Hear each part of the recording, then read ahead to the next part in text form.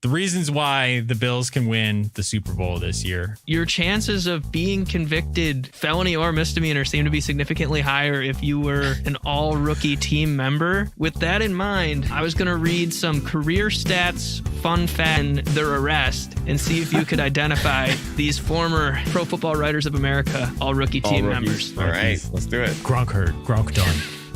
What are the chances of a 13 seconds like meltdown again? Probably lower than they were before that happened. Right? I don't know. What were the chances of too many men on the field for a field goal? What are the chances that you have the worst fake punt attempt of all time when you got one of the greatest quarterbacks of all time on your team? I don't know. How much do you have to learn? How much do you get to learn? It's not another Buffalo podcast, hosted by three of the most underqualified sports personalities this side of the canal. With John. All you people out there who are like, these idiots don't know anything. First of all, you're right. And second of all, I'm just a dad talking in a closet, but I'm just saying. And Brando. We have this trust built on whatever it is, like Bibles and gold bricks and whatever Brandon Bean's drinking over there.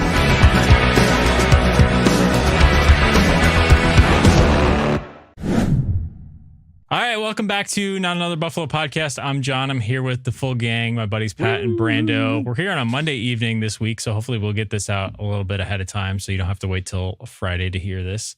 You can find us on all platforms at Not Buff Podcast, and want to let you guys know this episode is brought to you by Small City Realty. If you're looking to buy, sell, or manage property in Western New York, you got to contact Zach Korzelius at 585-409-1088. That's 585-409-1088.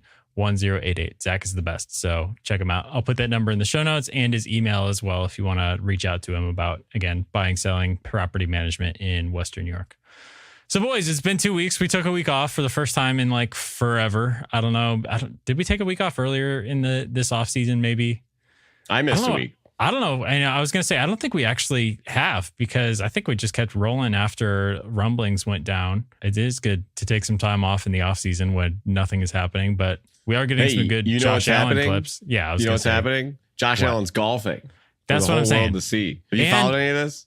Yeah. How can you not? And the clips are showing up at the top of my feed. It's great. He's like, my only question is like, when is Josh Allen going to host SNL?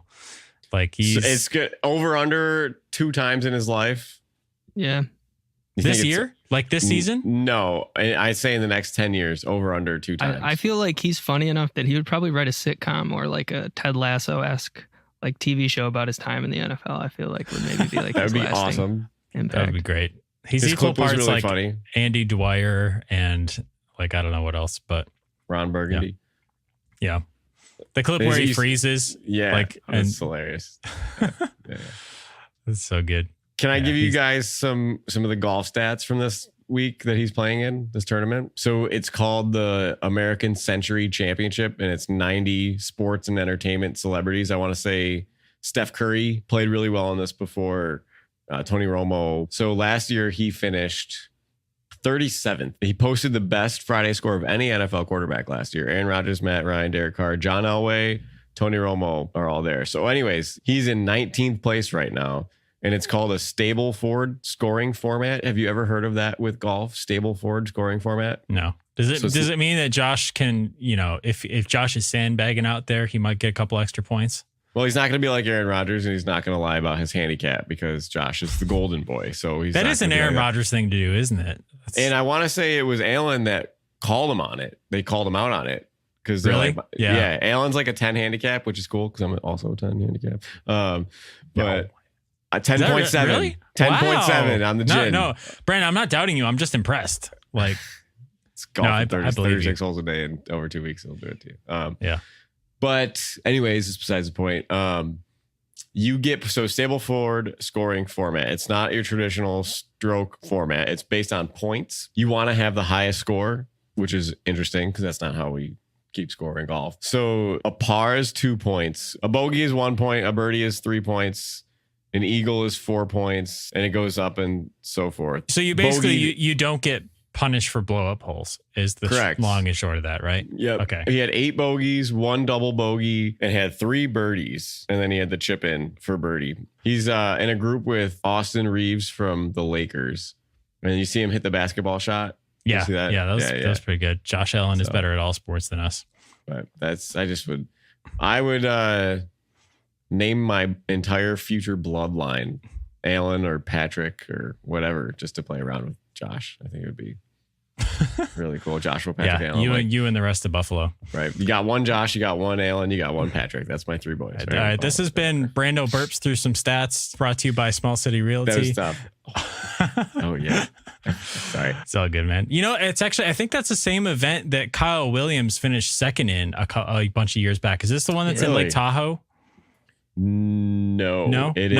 I want to say Kyle Williams was on like the Pro-Am maybe or something like. Yeah, it might have been a different Pro-Am or something like that. But that's anyway. Actually, you're right. It's the Eaglewood Tahoe Golf Course. But I want to say, it is. You're right. Probably the same event. Yeah. Damn. I want to say that was like 5, 6, 7 years ago, maybe. I remember and watching he does the one at Pebble Beach where it's the Pro-Am golf tournament. Right. Yeah. He's gotten paired with like Mitchell, whatever his name is. The PGA guy. Yeah. The only guy who wears a visor on the PGA Tour. That guy. Good for him. Yeah. Visors, in or out, good, bad. Are visors going to come back? I like visors. I don't think they're ever out. Yeah, I've visors. I feel like visors are like the perfect example of an elegant solution to a problem that does exist that just fails miserably in the process, right? Because it's like, it's for guys with flow. Like Pat's working some flow right now that would fall around a visor very well, but could get crushed by a hat. Right? Yeah. You take the hat off. He's got sweaty hat hair after playing around a golf. Ponytail or man bun on top. So I've seen Pat in a visor many times. Yeah. But I could see Brando in a visor. I feel like John could be a visor guy though too. Almost more so than a hat guy because you have the flow at the top. I don't know, but also I think the problem with the visor is my forehead is so big. I'd have visor then forehead gap then hair. So I think the visor needs to come down to cover the top. That's like a tennis essential. Needs to cover it needs to cover the top of the visor. That's hilarious. I think we're hat guys, John, and that's okay. Yeah. That's okay. Yeah. I don't even know if I'm like officially a hat guy because it's like I wear it for golf, but I used to be a Bills hat guy. I used to wear Bills hats all the time, but that's when I had longer hair. Now that it's short and nothing comes out, I look like I don't know. I feel like I look like Caillou wearing a baseball cap. I don't know. But anyway, we got a quick episode for you guys. It's the dead heat of summer. We're not going to dig up some stats and bore you guys to death. We're going to convince you. We're going to learn about the Stableford scoring format in golf. Right. Yeah. I don't know. Maybe I can help you guys out and cut some of that out. But I'm just kidding, Brando. We want to convince ourselves that the Bills can win the Super Bowl this year. So we're going to go through this list that I put together, and then Brando and Pat can call me stupid. The reasons why the Bills can win the Super Bowl this year. It's like building a bull thesis for a stock, right? You have the short thesis, or it's going to go down. The bull thesis, you think it's going to go up, and whichever analyst can write the report better, that's where the money's going to go. So we're going to hammer the Bills here and hammer them in a good way towards the Super Bowl. Absolutely. And obviously this is a little bit pie in the sky, and these are not all backed up by solid statistics, but it doesn't mean it's any less valid. We are all for narrative shaping at this point of the year. We got to have new narratives. What's this week's narrative? Bills are going to win the Super Bowl. So anyway, let's just start rolling off some reasons. Number 1, Josh Allen is too good not to. When have you heard of the consistently second best quarterback in the league not getting to the Super Bowl? And is this year 7 for him? Yeah. Year 7 going into year 7. Yeah. Right. Yeah. So anyway, Brando, you always bring up the stat about how no coach QB combo has made the Super Bowl past their 5th year for the first time, right? Is that the correct stat? Yeah, no quarterback coach combo has won a Super Bowl after their first 5 years together. So if you've won it in your first 5 years, you could win it again after that window goes by. But if you don't win it in that first 5 years, they've never won it. All right. So sorry, I'm going to try to explain this really quick because I don't know what this concept is called. So I'm going to sound really dumb. But there's this concept of looking at success where you only look at people like success stories and you forget about it. I think it's called like the dead body effect or something like that. Like you only see the survivors and you miss all the dead bodies along the way. Yeah. You only look at success stories and you don't look at the people who did the same things who also failed. You just look at the success stories. So I feel like it's a little bit of that way in the NFL as well, where it's like, or this particular stat. And obviously we're dealing with a limited set of data being the Super Bowl era. What are we on? Super Bowl 58, 59? I don't even remember. It's getting up there. It's getting up there, but it's like less than 60 years of history, right? So a coach, usually if they don't, a coach who doesn't make the Super Bowl for 7 years is usually getting fired, right? But they haven't had as much like mediocre success as Sean McDermott has, right? And I don't want to downplay it by saying mediocre success. Like the Bills have been the second best team of the last 5 years, no doubt, and they just haven't gotten to the big game because of the Chiefs, because the Chiefs are the number one best team of the last 5 years, right?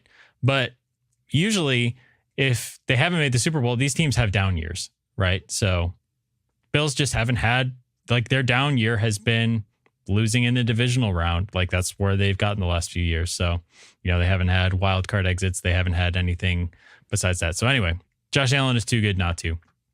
Number 2, curse of OJ has been lifted. I feel like it's okay to say that now. I feel like we're past the, I don't know what the statute of limitations is on making OJ jokes now at this point, but I don't know. OJ curse lifted. There's other curses that were lifted this year. I'm trying to remember what are some other big changes that have happened this offseason. You guys got to help me out. The spirit of Richard Simmons will invigorate Right. Buffalo Bills roster. Yes. Right. Wow. No, I love it. Anyway, let's keep flying through this list. Sorry, I'm going slow here. Number 3, injury luck was the worst it's ever been in the Josh Allen era last year. Correct? Yep. Undoubtedly. Yep. So that's bound to be better, right? Just on a statistic, I don't want to jinx anything here, but on a statistical basis, it's like, it's probably going to fall somewhere in between their best year and their worst year. And even that is better than their worst year, which was last year. And not to mention that the average age of this team is going to go down a couple of years because of all the older veterans that were let go in the process. So, and you think that for every other team in the NFL, and I don't ever wish injuries on anybody, but the Bills have not gotten a break. Well, I'm lying because we played backup quarterbacks in the playoffs. We played Skylar Thompson and we played Mason Rudolph. So I guess you could say that. But around the league, whoever's available in December, whoever has the most players available in December goes on the biggest run, right? I mean, or Mahomes January. has been lucky. January, December, you got to get to January, right? If you to play healthy in December, so that's going to be a huge factor. We can't have AJ Klein out there in a playoff game again. That's just, when I remember that, I'm like, I'm less mad about losing to Kansas City because it's like, what are you going to do? Like our star linebacker who came out of nowhere and was like the heartbeat of the defense last year just, wasn't available. And, Matt Milano also wasn't there too. So that's a good point.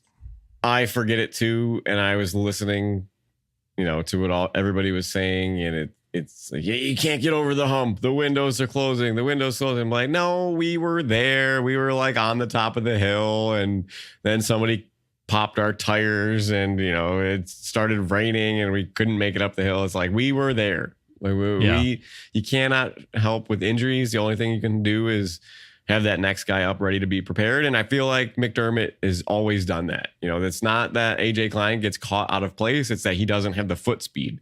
He doesn't have the genetic gifts of God that Matt Milano has, or, whoever else, no offense to AJ Klein, but he was on a vacation. He's on vacation. So, so before that game. Right. Exactly. Next one. No team has won 3 straight Super Bowls and Travis Kelce is 1 year older. I just combined that into one reason. That feels good, right? How old is Travis Kelce? He's got to be close to 35. Hopefully he's done lots of drinking on the Taylor Swift tour recently, right? Like just, he did some tap dancing. I feel like that's an injury waiting to happen. That's true. That's true. Got to make 34. sure. 34? He's getting up there for a tight end. How old was Well, like Tony Gonzalez played till he was like 40 years old. So I was going to say Tony Gonzalez is probably not a great example to pull up. Antonio Gates was older too, but Gronk was done early, right? He did the little comebacks here and there, but right. Gronk could have kept playing if he wanted to, probably, but was like, Brady's his guy. He lined it. No, he said it. He's like, I'm not coming back if it's not for Brady. Right. So he's like, Gronk hurt. Gronk done. Next up, if you want to look at this situation this way, Sean McDermott has learned to be aggressive and has learned from his mistakes. So what are the chances of a 13 seconds like meltdown again? Probably lower than they were before that happened, right? I don't know. What were the chances of having too many men on the field for a field goal? What are the chances that you have the worst fake punt attempt of all time when you got one of the greatest quarterbacks of all time on your team? I don't know. How much do you have to learn?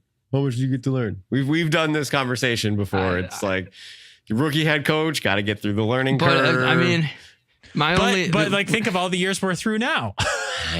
But we're a fan base traumatized though of saying like, let's go from Wade Phillips to Greg Williams, right? Try to get over that hump and then you don't make the playoffs again for 17 years. Not to say I'd be complacent with where we're at now, but I mean, I guess that is kind of what did. It is. It is the what are you going to do instead? Yeah, two in the hand, one in the bush, or one in the bush, two in the hand, whatever. I don't know.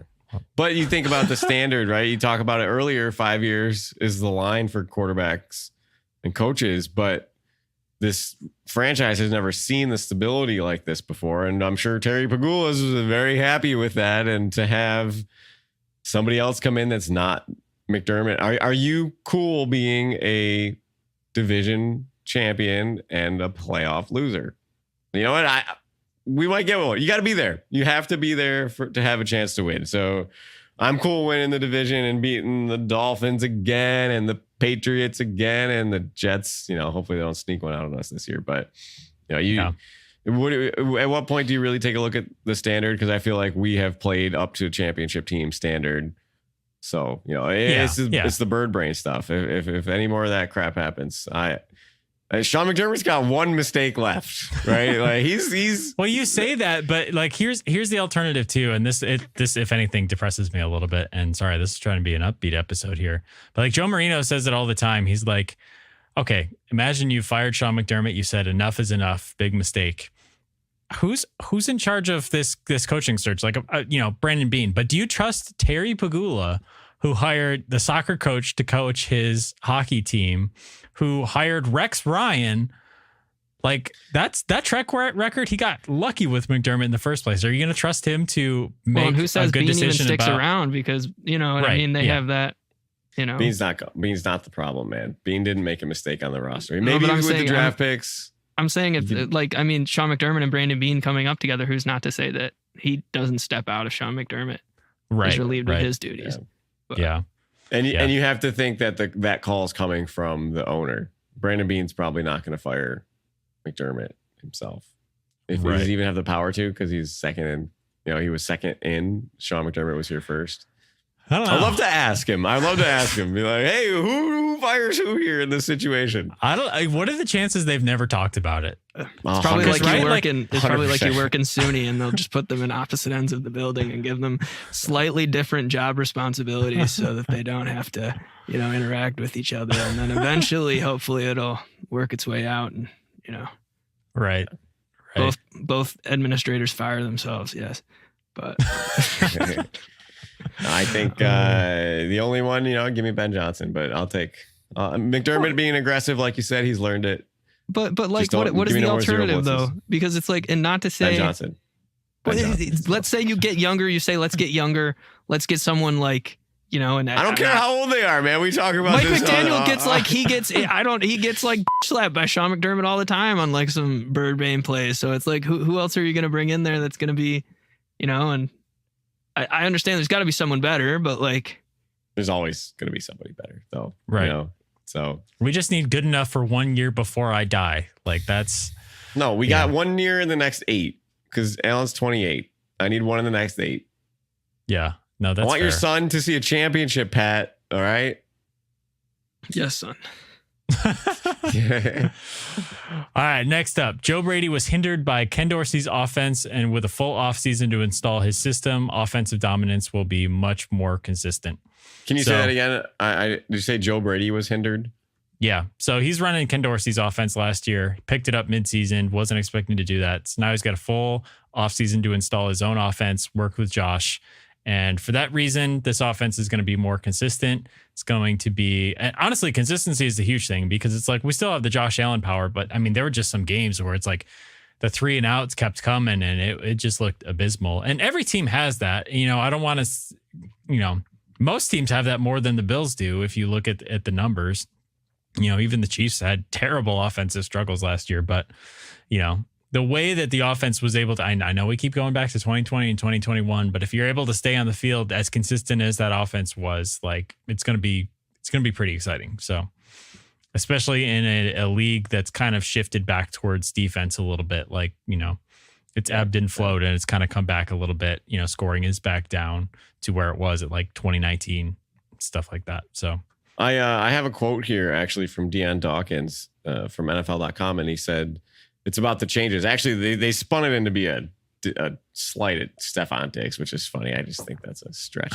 But it's so the quote is, Josh is one of those guys that will do what it takes at that moment.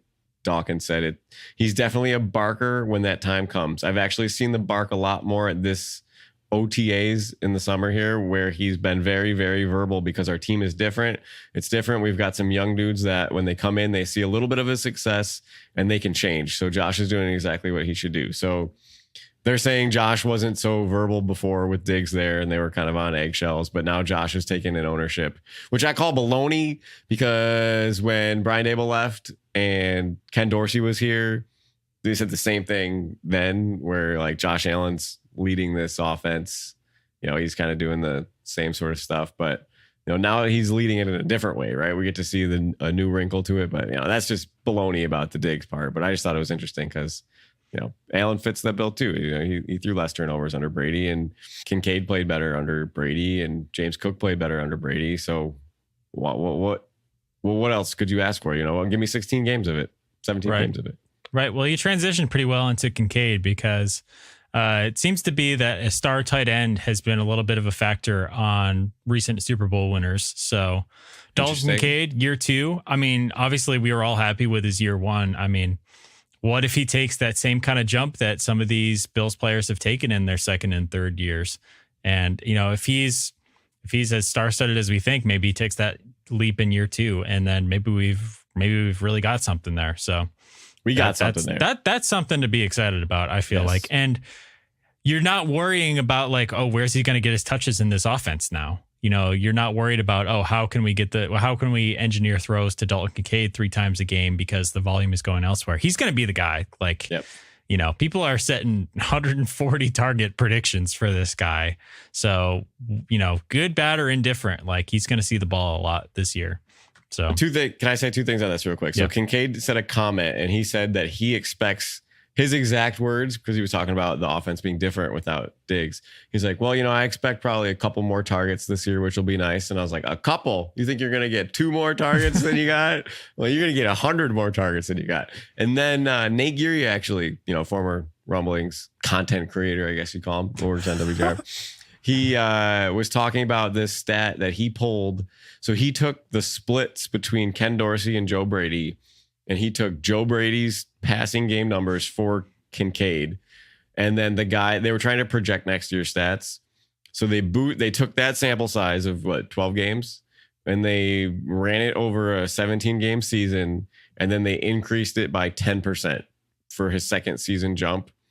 And the numbers were crazy. It was 95 catches for like 1,050 yards and 5 touchdowns.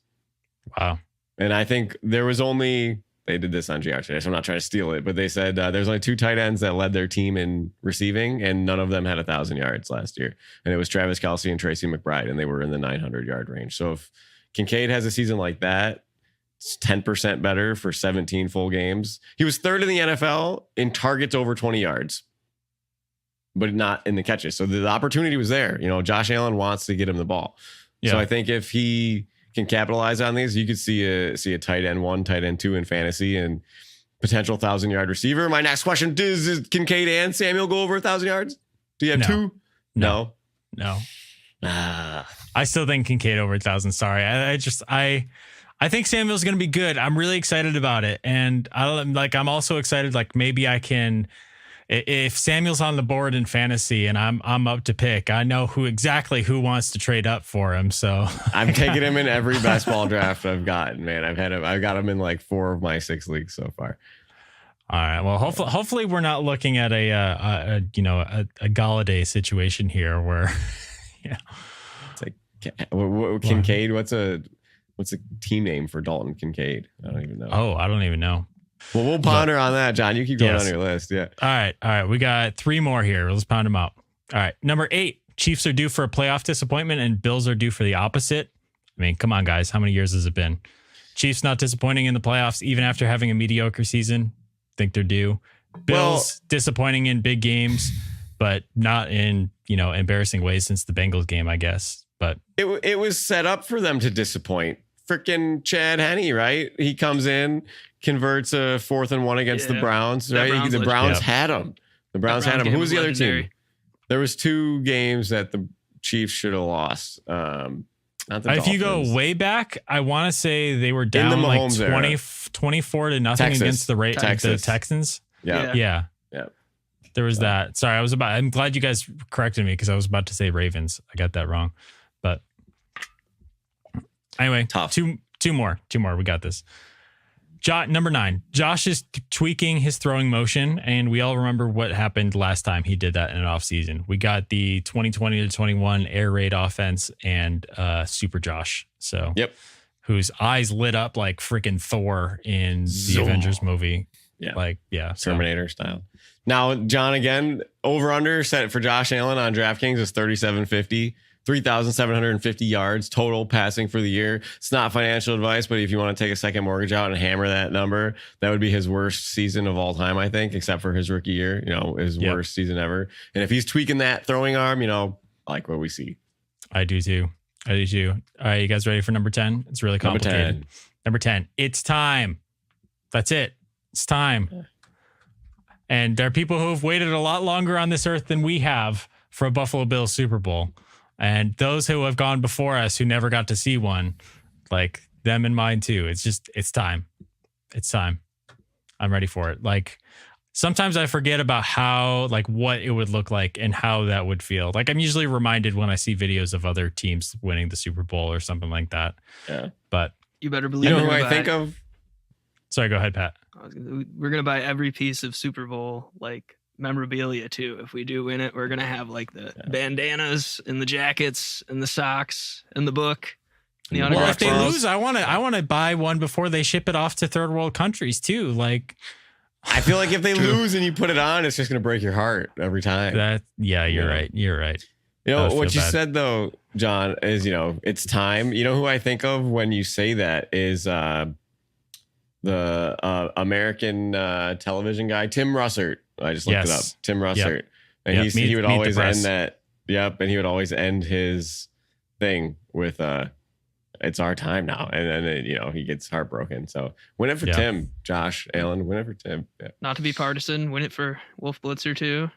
The Wolf is. Yeah. Wolf's a big Bills fan. Yeah. But, well, I was thinking. Win it for us. Win it for not another Buffalo podcast. Come on. No.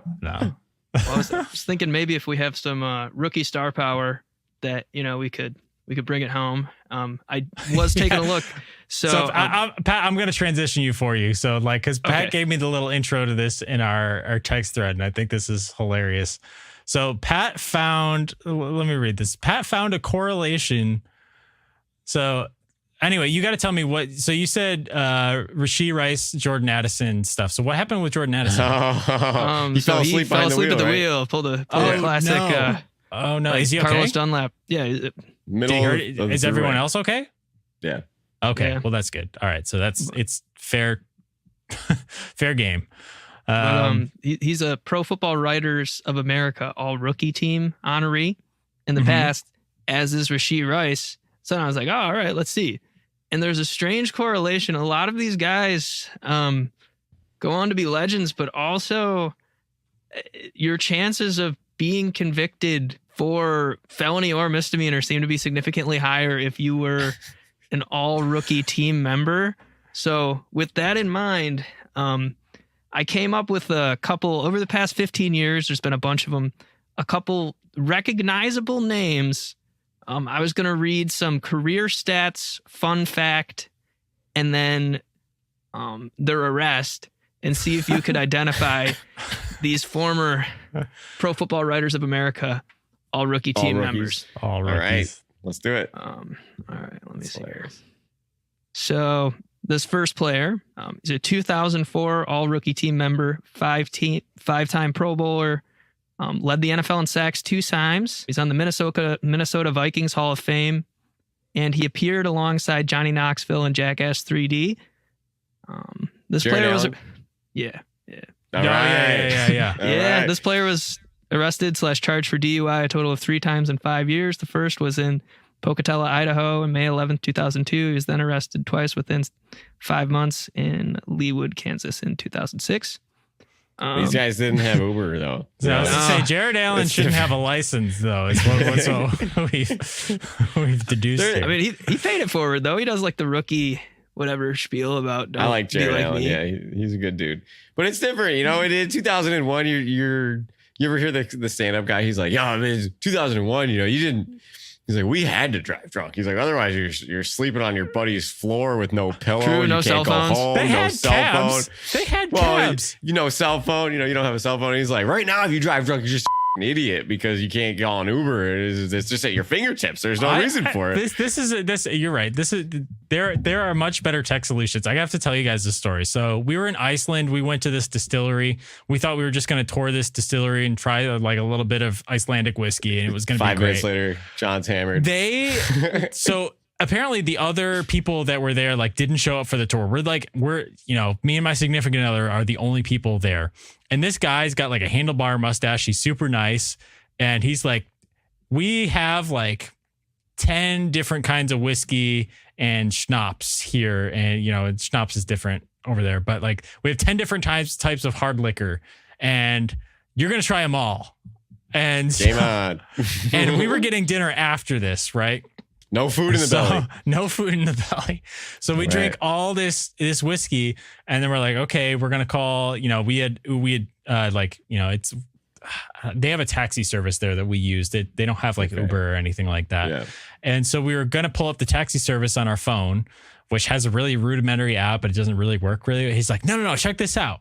There's a button. There's a single button in the distillery that you just push and a taxi will come and pick you up and bring you to where you go. I was like, we need this button in all the bars in America. Yeah.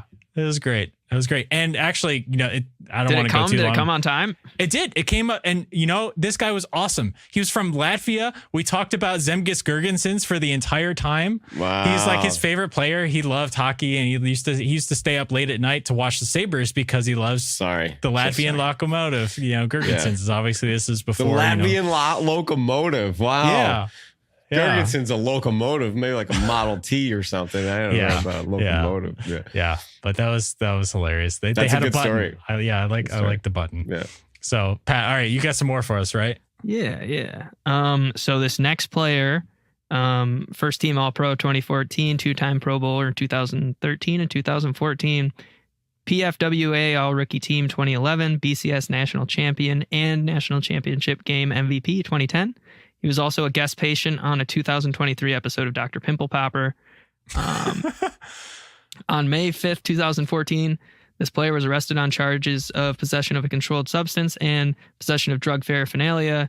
Later in the same summer, June 3rd, 2014, this player was arraigned on charges over a car accident stemming from an alleged drag race with his teammate. All right, we're talking 2010. So my first thought when we think of 2010 is either Alabama, it's SEC school. He's an Alabama guy. Mark Ingram. Close. Teammates. It's not Sam Bradford, is it? No, Sam Bradford's Oklahoma. So this guy was an All-Pro. He was an All-Pro in 2013 and 2014. Richardson, was there running back Richardson? Not Trent Richardson. This guy also was, upon being traded, had a little bit of a career resurgence, made a little bit of a playoff run. Being traded. Was drag racing his teammate for the second arrest. I feel like I remember hearing about this. You guys would know him. I don't want to blow it. It's not Marcel Darius, is it? Marcel Darius, yes. It is. Wow. Okay, I remembered. All right. Yeah. I didn't know he was from BCS. Do you remember he went through some stuff though? Like he had a tough way through the world. So he raced his way through it, I guess. I don't know. Yeah. But I liked Marcel Darius when he was here. Yeah, I have a signed helmet. I got a signed helmet and then the Bills cut him. So I was like, great. Really? They traded him. They traded him for like a sixth, right? Yeah, we did him a favor though. He got to play in the AFC Championship game. We did him a solid. Yeah. But, MVP of the game. Interesting. Yeah. It must have been a pretty boring game, honestly. Defensive tackle MVP. It was a blowout, right? When did they play? 2010, is that like Colt McCoy's Texas? Is Ohio State? Ohio State. I feel like that might be the Texas game where Colt McCoy hurt himself at halftime. But it is I don't know. Texas. Sweet. Good call. Nice. All right. Ryan so Arakpo's on that team. Ryan Arakpo. Hell yeah. He was an animal back in the day. Next player. This player was a first team. I'm sorry. He was also a 2011 All-Rookie member.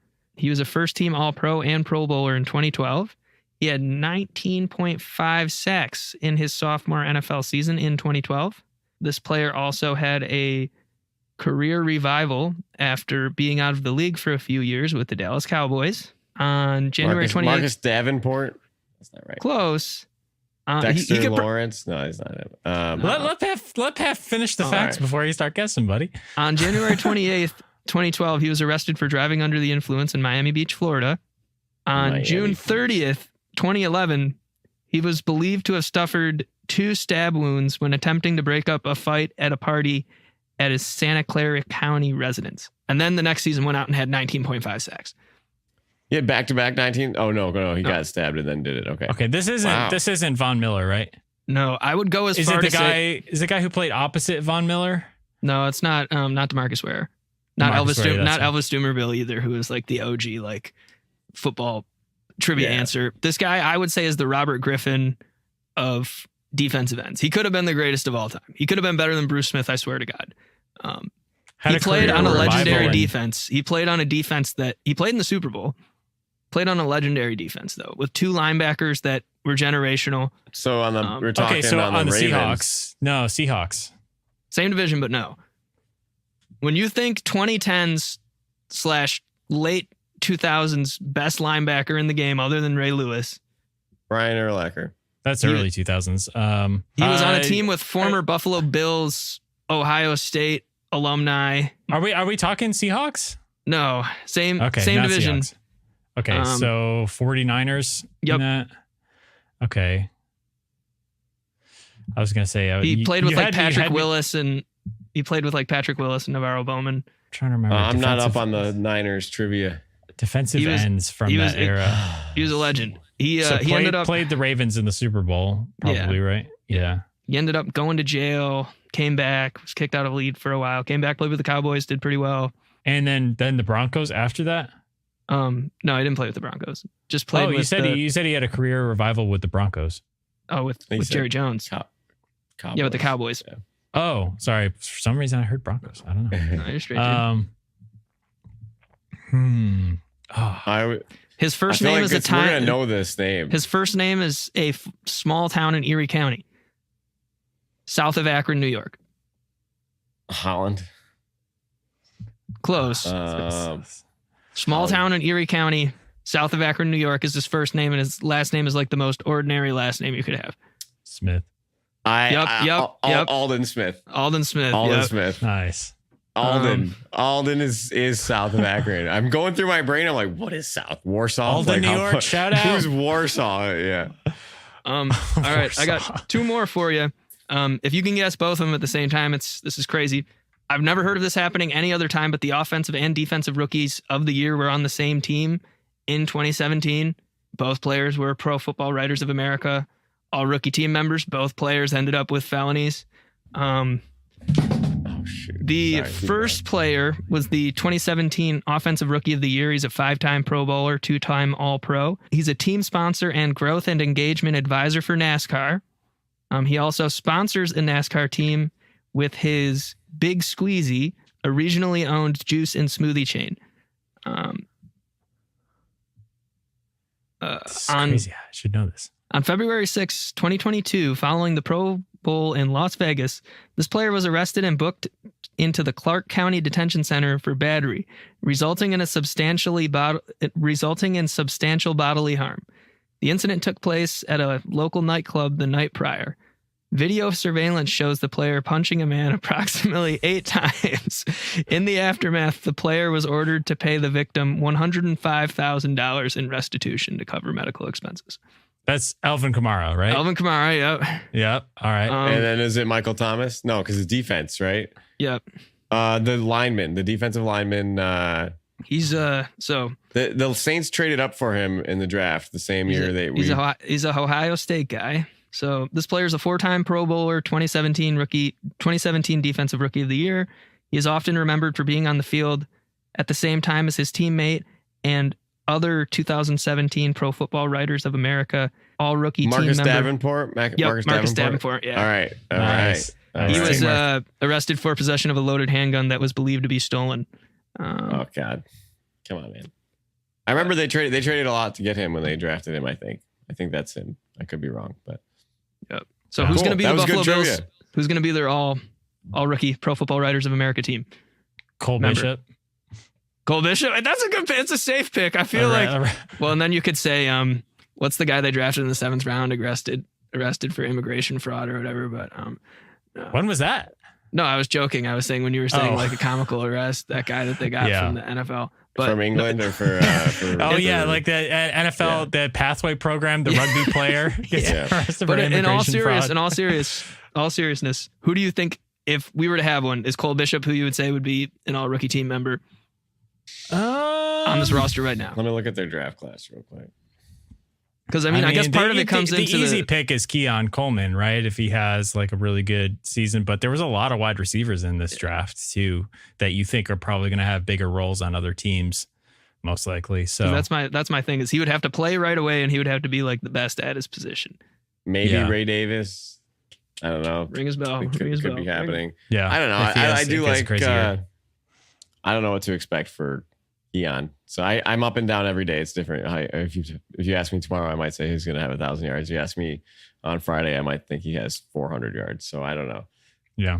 The other thing with Cole Bishop is he doesn't have a super clear path to the starting safety position playing time because they've got Mike Edwards and Taylor Rapp. So we'll see. He might be playing by the end of the year, but obviously you probably have to play the whole season to get Rookie of the Year honors and stuff like that, and or all rookie first team, whatever. But anyway, my camera's going to die really, really soon, so I'm going to try to wrap it up for us. You guys know I got to get my laundry by 10, so that's good. You're good. Everybody go see Brando down at wherever he gets laundry on. Wash and fold, 99 cents a pound, Elmwood. There you go. Boom. There you go. All right, you guys can find us on all platforms at Not Buff Podcast. Again, just subscribe, like, do all the stuff. Leave us a review if you're really feeling kind. And we'll probably be, we're probably going to be off next week because I'm not going to be able to do anything. So we'll be off next week, likely back the week after that. Thanks for being patient with us. Training camp's coming, guys. I'll be there. I'm working. I got 2 work shifts finally. Been waiting 10 years for work shifts at training camp. All right, so you're going to be at St. John Fisher? We're going to have a man on the inside. Tuesday. Brando, let me know. Come by. I'll buy you a drink. I will. On Park Ave. Yeah. Sounds good, brother. All right, we'll see you guys next time. Go Bills. Go Bills. Go Bills.